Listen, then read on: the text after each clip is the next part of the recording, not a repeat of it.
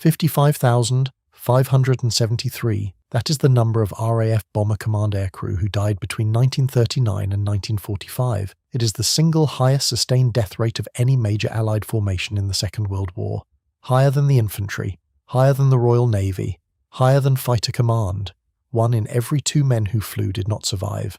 And when the war ended, when the medals were distributed and the honours announced, Bomber Command received nothing. No campaign medal, no clasp, no official recognition that what they had done was any different from any other branch of service. The pilots who had won the Battle of Britain received the Battle of Britain clasp on their 1939-45 star. The men of the Arctic convoys eventually received the Arctic Star. Bomber Command got a telegram and a train ticket home. This is the story of the most deliberate institutional betrayal in British military history. How the same politicians who ordered the bombing campaign disowned it the moment it became inconvenient. How Winston Churchill, who had demanded an absolutely devastating, exterminating attack by very heavy bombers, pretended he barely knew what had happened, and how 55,000 dead men waited 68 years for their country to admit they existed. To understand how Britain treated its Bomber Command veterans, you have to start with what those men actually experienced, because the numbers are not abstract. They are the measure of a sacrifice that the establishment found easier to forget than to honour. 125,000 men served as aircrew in Bomber Command during the war. Of those, 55,573 were killed, another 8,403 were wounded, 9,838 became prisoners of war. When you add it all up, only 24% of Bomber Command aircrew survived the war physically unscathed. 3/4 of them were killed, wounded, or captured. The standard tour was 30 operations. The mathematics of survival were brutal. In 1943 and 44, loss rates averaged around 4% per raid. That does not sound catastrophic until you do the multiplication. A 4% loss rate over 30 operations gives you a survival probability of roughly 30%. During the Battle of Berlin, from November 1943 to March 1944, the loss rate climbed to 5.1%. Your chance of completing a tour dropped to 21%. 4 out of 5 men who started the Battle of Berlin did not finish it. The average age of a Bomber Command crewman was 22. A man of 25 was called the Old Man by his crewmates.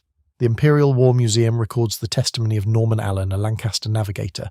You could have somebody sleeping next to you in the hut, and they weren't there the next day. That was it. No explanation, no ceremony. The bed was stripped and someone new arrived to fill it. On the night of the 30th of March, 1944, Bomber Command launched 795 aircraft against Nuremberg. 95 of them did not return. 545 men were killed in a single night. That is more aircrew than Fighter Command lost in the entire Battle of Britain. The Nuremberg raid lasted 8 hours. The Battle of Britain lasted 4 months. I want you to hold that number in your mind. 545 dead in one night, and then I want you to understand what happened when those crews came home. But first, you need to understand what those crews went through.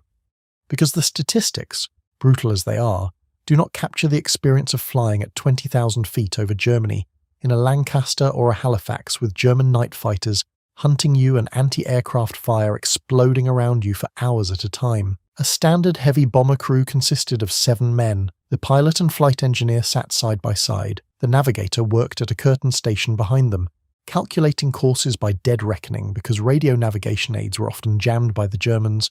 The bomb aimer lay in the nose, guiding the aircraft over the target in the final minutes when the pilot had to fly straight and level, unable to take evasive action. The wireless operator monitored frequencies for recall orders and distress signals, and the 2 gunners, one in the mid-upper turret and one in the rear turret, scanned the darkness for the exhaust flames of night fighters.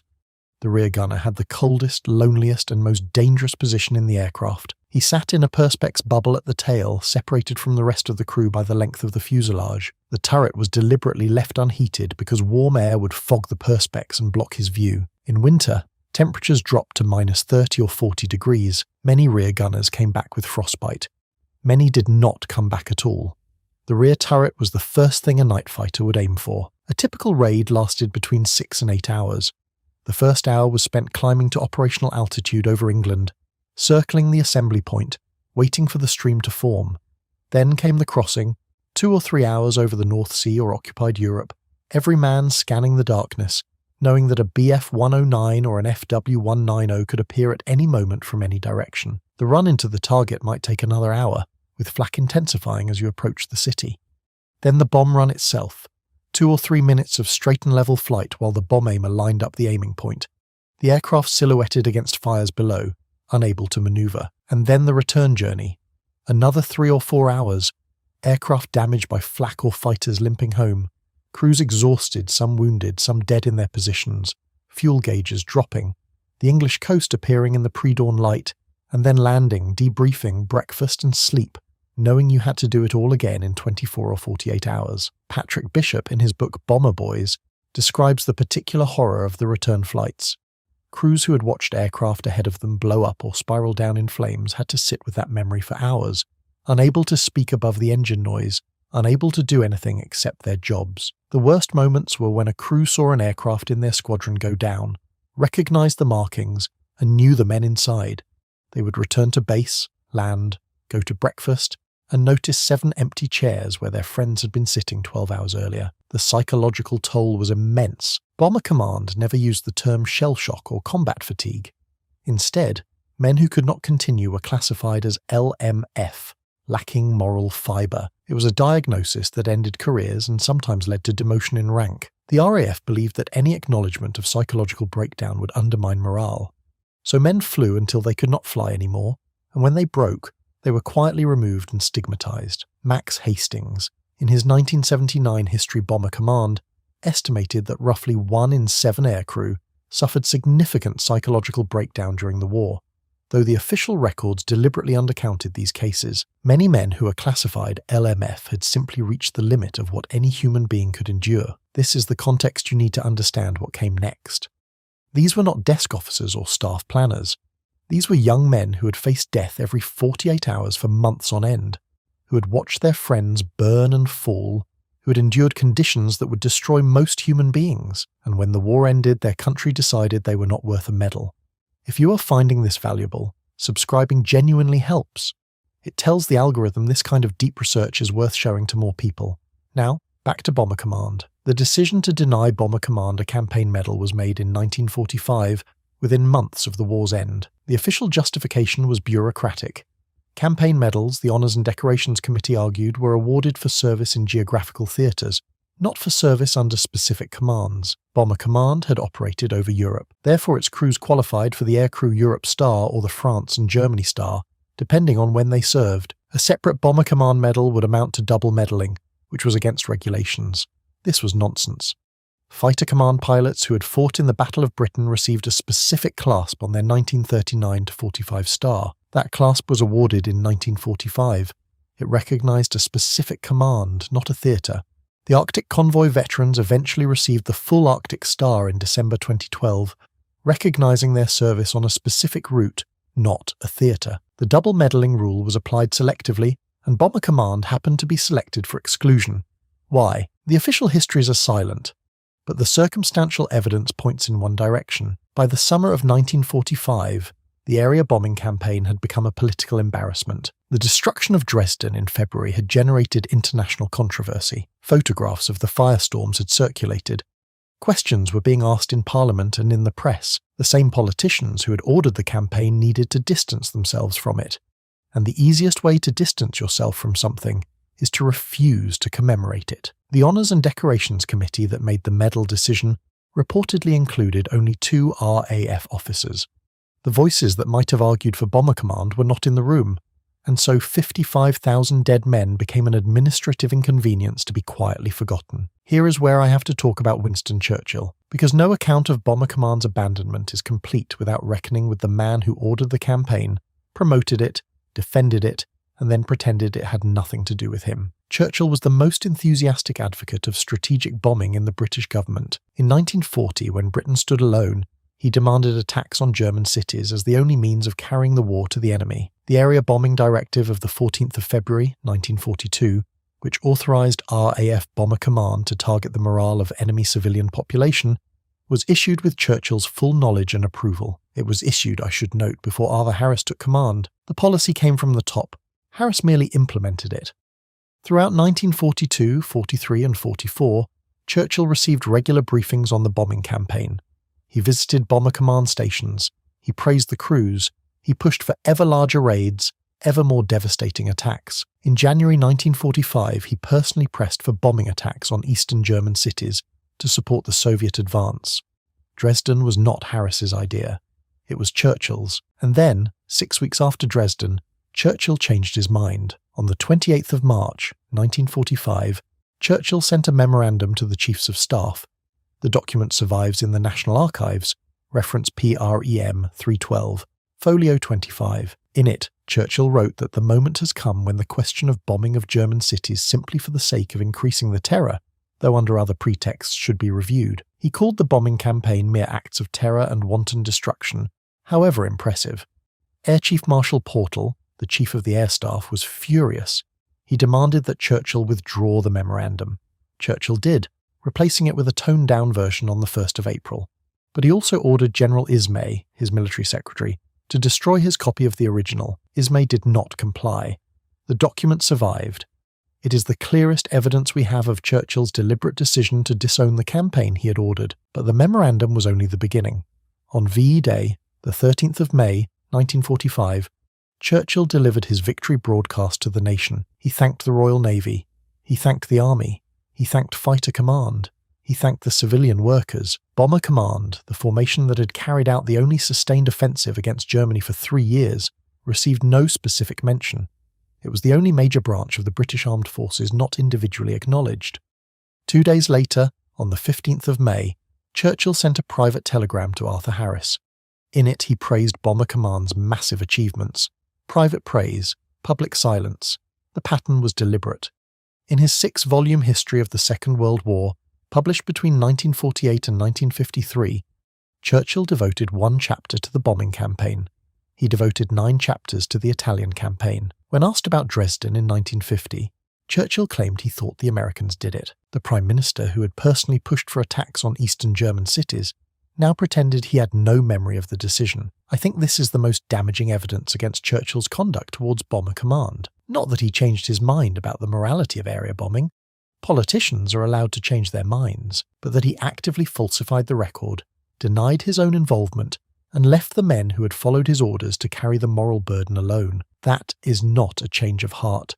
That is cowardice. It is worth pausing here to consider what Churchill actually knew about the bombing campaign as it was happening, because the post-war claim that area bombing was somehow an operational decision made by Harris, without political oversight, is simply false. The War Cabinet received regular reports on bombing operations. The Ministry of Economic Warfare tracked damage to German industry.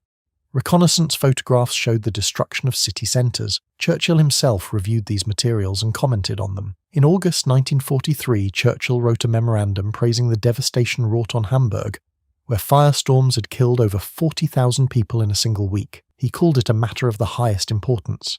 He knew exactly what the bombers were doing. The area bombing directive itself was drafted by the Air Staff and approved by the Chiefs of Staff Committee.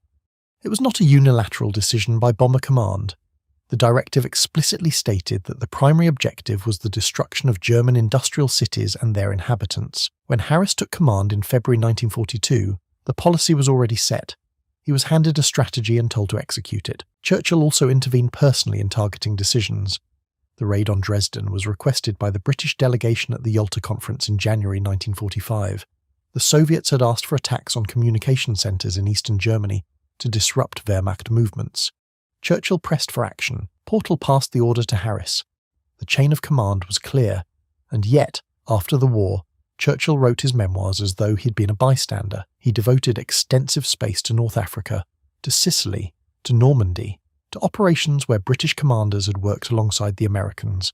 The air campaign over Germany, which had consumed more British resources than any other single effort, except the Royal Navy's Atlantic battle, barely appeared. It was not forgetfulness. It was deliberate minimization.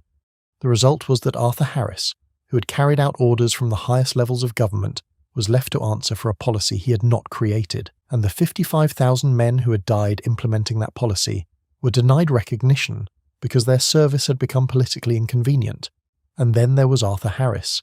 Air Chief Marshal Sir Arthur Harris commanded RAF Bomber Command from February 1942 until the end of the war. He was the public face of the bombing campaign. He was also its most unapologetic defender.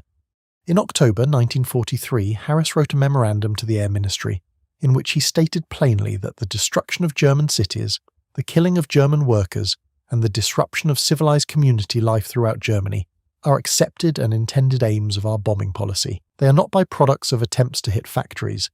This was not a man who pretended the campaign was something other than what it was. Harris was brutal, direct, and entirely convinced that he was right. After the war, when the criticism mounted, he remained defiant. The attack on Dresden, he wrote, was at the time considered a military necessity by much more important people than myself.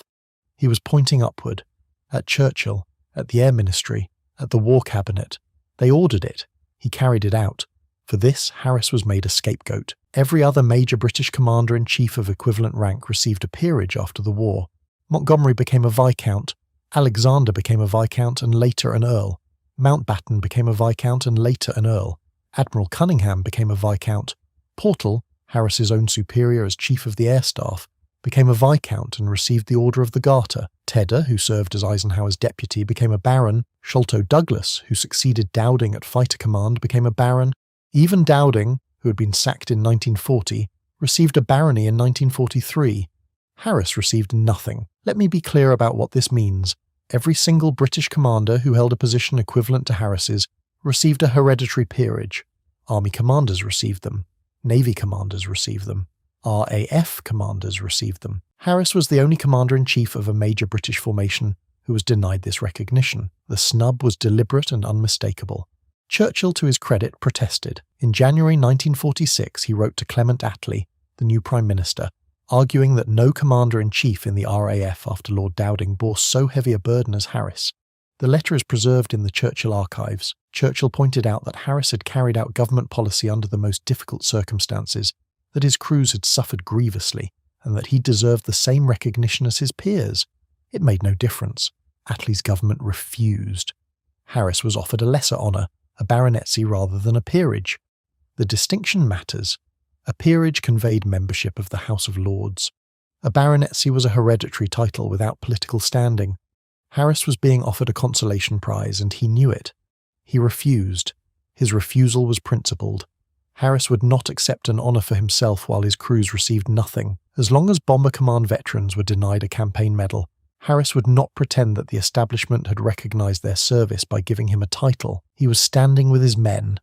It was the most dignified response available to him. In 1948, Harris left Britain. He moved to South Africa, where he became managing director of the South African Marine Corporation. He did not return permanently until the 1970s.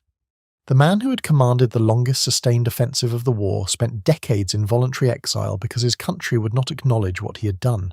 Harris finally accepted a baronetcy in 1953 after Churchill returned to power. It was a small vindication. By then, the insult was nearly a decade old.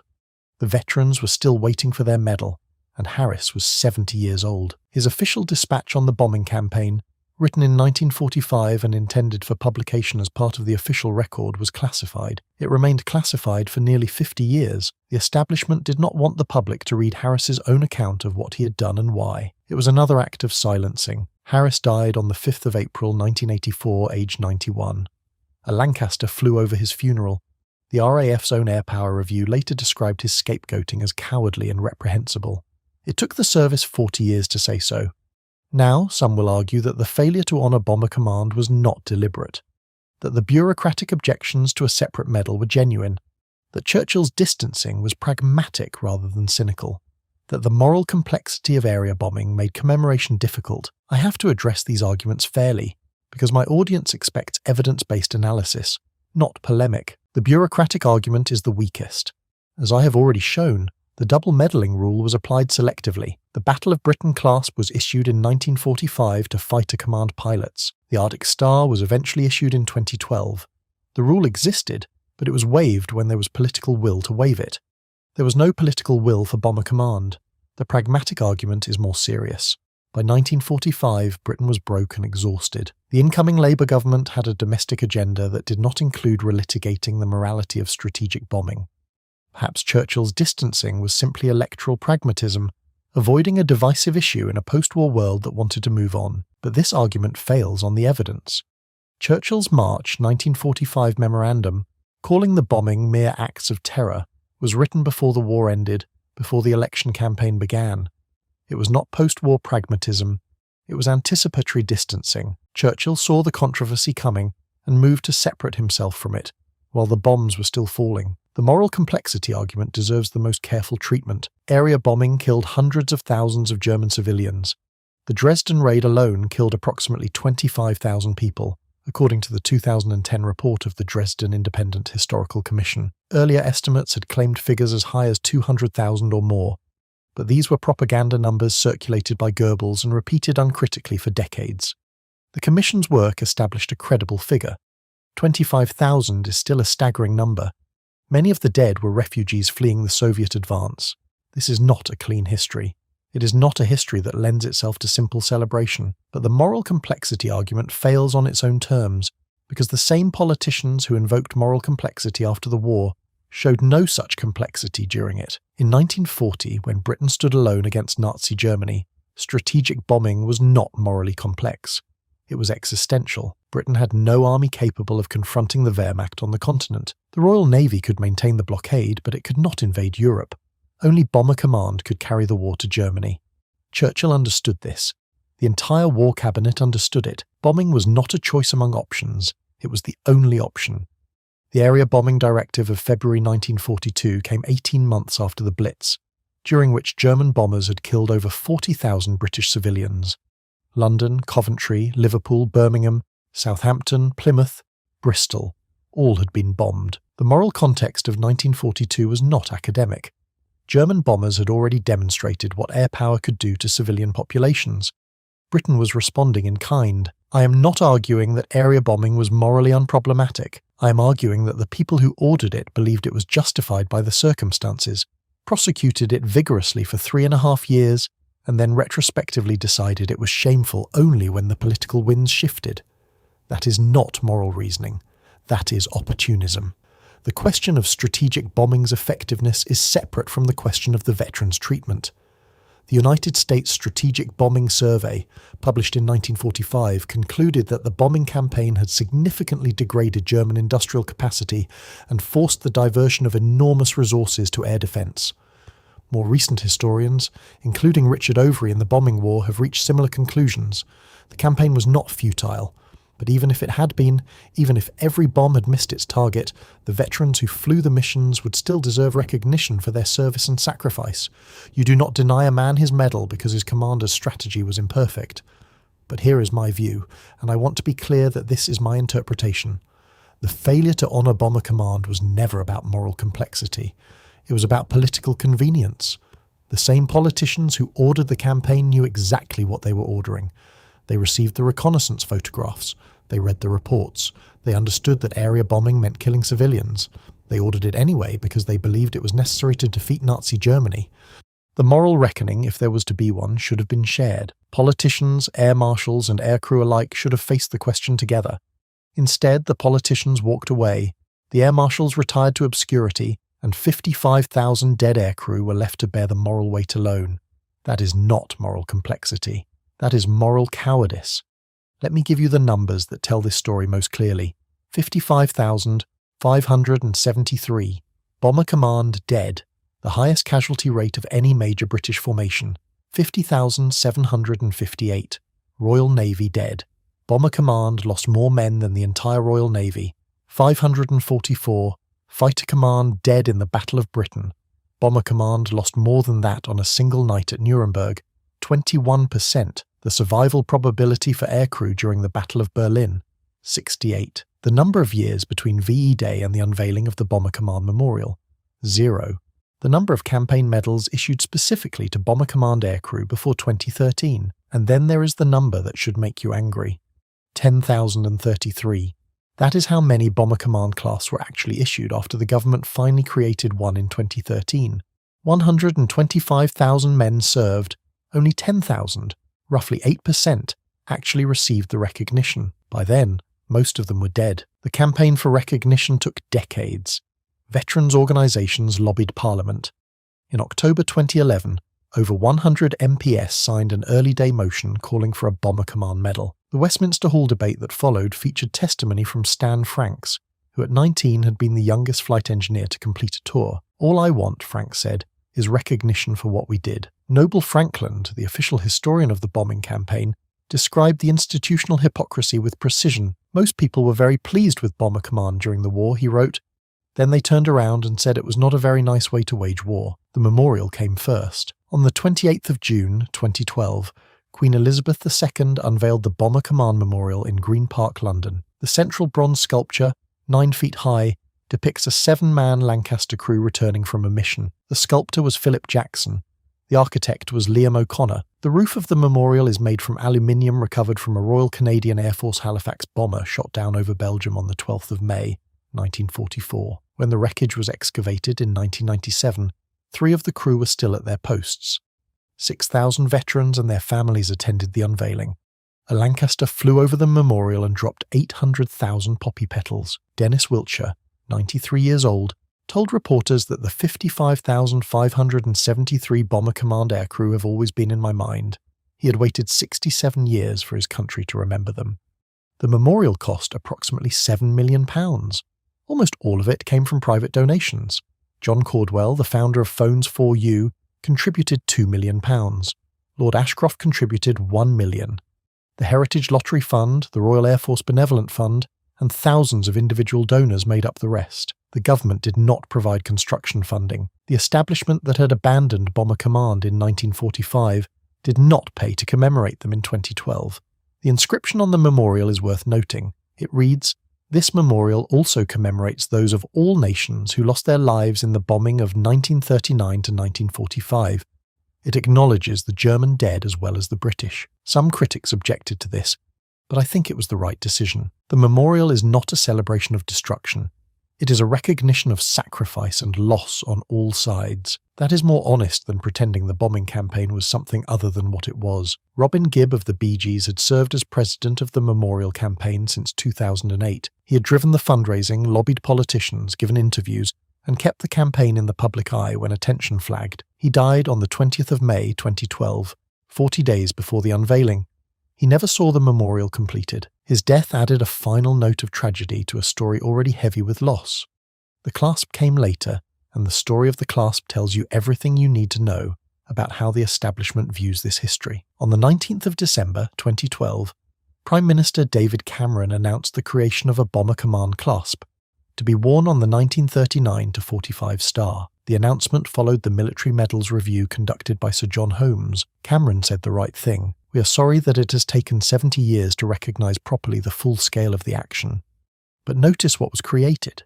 A clasp, not a medal. The same distinction that had been applied to the Battle of Britain. Fighter Command veterans received a clasp in 1945. Bomber Command veterans received a clasp in 2013. The difference is 68 years. 68 years of waiting while politicians debated whether the men who had carried out official policy deserved to be commemorated. The first clasps were presented at Downing Street on the 19th of March, 2013. 24 veterans attended. Photographs were taken, statements were issued. Politicians stood next to elderly men in their 90s and said the right words. And then the clasps sat in boxes. Many veterans refused to wear them. One, whose name was not recorded in the press accounts, told journalists that his clasp was still in its box and will stay there. George Johnny Johnson, at the time of writing one of the last surviving members of the Dambusters raid, said it plainly.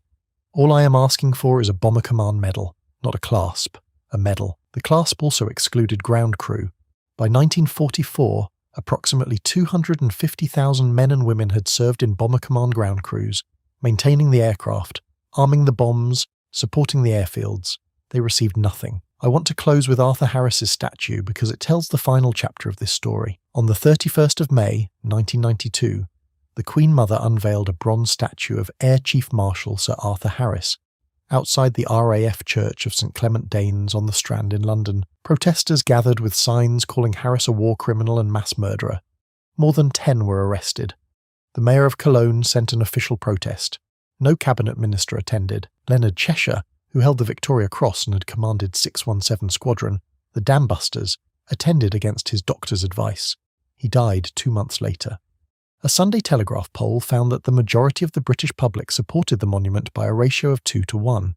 But the protesters returned. In October 1992, someone sprayed the statue with red paint and wrote the word "shame" across the plinth. For months afterward, The statue required 24-hour guard. Harris has been dead for nearly 40 years now. The men he commanded are almost all gone. George Johnny Johnson, who flew as a bomb aimer on the Dams raid, is among the last survivors. When people criticise the bombing campaign to him, Johnson has a standard response. I ask them 2 questions. Were you there? And were you aware of the circumstances at the time? The answer is no, so keep your bloody mouth shut. I think that is the right note to end on. Because the failure to honour Bomber Command was not a failure of memory. It was a choice. The politicians who ordered the campaign chose to disown it. The bureaucrats who denied the medals chose bureaucratic convenience over justice. The establishment that refused to fund the memorial chose to let private citizens bear the cost. And if this sounds familiar, if you have ever watched an institution demand sacrifice from its people, and then pretend that sacrifice never happened when it became inconvenient, you are not imagining the parallel. The British establishment in 1945 did what powerful institutions have always done. It took credit when things went well and abandoned the people who did the work when things became complicated. The difference is that these men died. 55,573 of them. They did not make controversial policy decisions. They were not sitting in the War Cabinet debating targeting directives. They were 22 years old, sitting in freezing aircraft over Germany, following orders. And when the orders proved controversial, the men who gave them walked away. I want to be clear about what I am not saying. I am not saying that the bombing campaign was morally unproblematic. I am not saying that area bombing should be celebrated without reservation. I am not saying that the German civilians who died in the firestorms were any less human than the British aircrew who dropped the bombs. These are serious moral questions and reasonable people can disagree about them. What I am saying is that the failure to honour Bomber Command veterans was not about moral seriousness. It was about political cowardice. The same politicians who showed no moral hesitation when ordering the raids showed sudden moral sensitivity when asked to commemorate the men who flew them.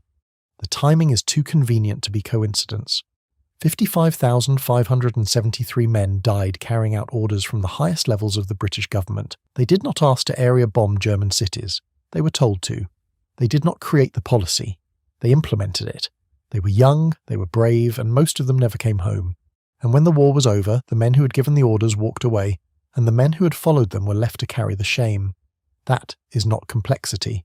That is betrayal. If your father or grandfather served in Bomber Command, I would like to hear about it. Those stories matter.